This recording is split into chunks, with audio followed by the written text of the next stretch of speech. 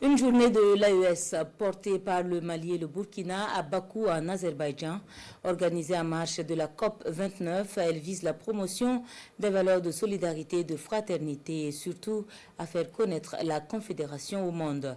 Les pays veulent également s'accorder sur les réponses face aux effets des changements climatiques. Le point avec notre envoyé spécial. Bienvenue dans ça.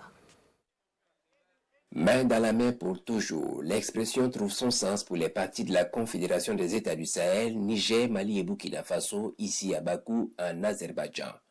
En marge de la 29e conférence des Nations Unies sur le changement climatique, la journée de l'AES. Une opportunité pour la Confédération AES pour réaffirmer au reste du monde que dorénavant, il faut compter avec elle. Les COP aussi, c'est des hauts lieux politiques. Vous avez vu le nombre de chefs d'État qui étaient ici, les discours politiques qui ont été prononcés ici.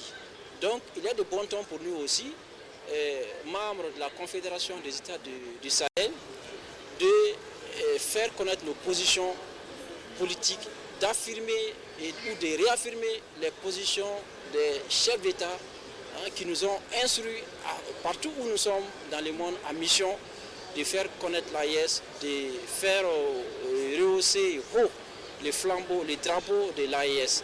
La journée de l'AES à Bakou, c'est une tribune de consolidation des liens séculaires entre les ressortissants membres de la Confédération de l'AES, outre des échanges sur les implications socio-économiques, géostratégiques, culturelles et environnementales. Quand vous venez dans notre région du Sahel, vous voyez qu'avec les dernières pluies, il y a eu beaucoup d'inondations. Et cela est également ressenti dans l'AES, la Confédération des États du Sahel.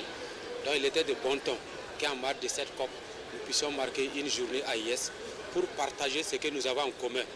Déjà la géographie et également la politique.